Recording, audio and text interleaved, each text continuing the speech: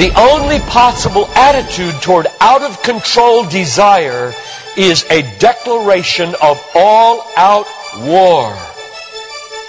I hear so many Christians murmuring about their imperfections and their failures and their addictions and their shortcomings, and I see so little war. Murmur, murmur, murmur. Why am I this way? Make war! If you wonder how to make war, go to the manual. Don't just bellyache about your failures. Make war! He says, I'm continuing the quote, there is something about war that sharpens the senses. You hear a twig snap or rustling of the leaves and you are in attack mode. Someone coughs and you are ready to pull the trigger. Even after days of little or no sleep, war keeps us vigilant. There is a mean, violent streak to the true Christian life. But now let's very carefully ask, violence against whom? Or what? Not other people. Not other people. Not other people. Not Muslims. Not Hindus. Not Buddhists. Not atheists. Not secularists. Not nominal Christians. Not wives or husband or children or ornery bosses.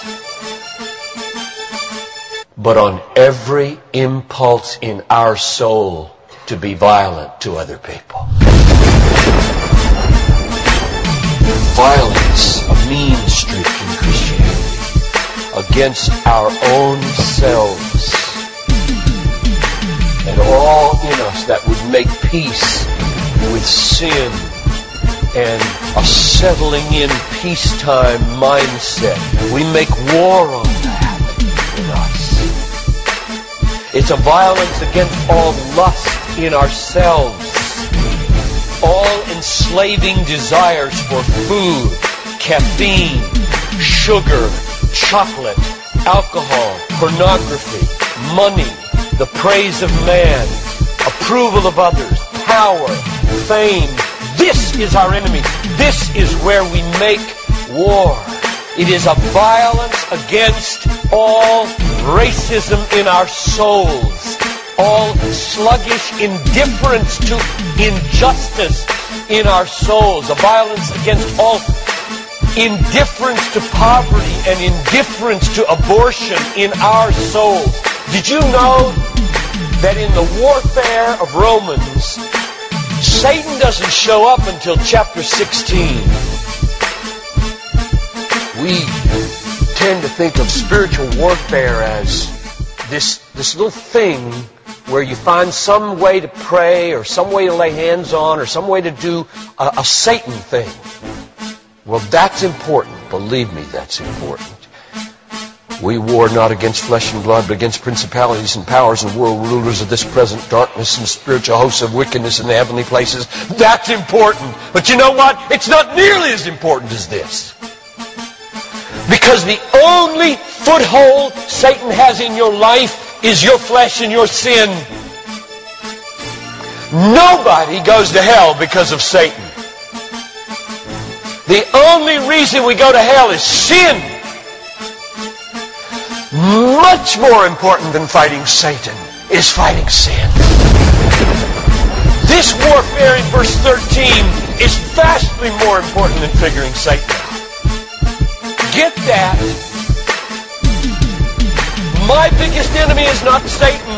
My biggest enemy is John Piper. And he's the only reason I'll go to hell, not Satan. Satan, you don't have nearly that kind of power. And therefore, I really care about us learning how to do this battle. Christianity is not a settle in, live at peace with the world the way it is religion. Like most Christians live their daily lives. Verse 13. If by the Spirit you kill. There's a mean streak in Christianity, and it's not against anybody else but ourselves. In fact, it's against the meanness of ourselves against other people. If you feel like you're a mean person against others, a harsh person, a critical person, you know your problem? You haven't learned to make war. You haven't learned to be mean. You haven't learned to get violent against your violence, against your meanness, against your critical spirit. And you complain of it, talk about it, but have you made war 24/7 against it?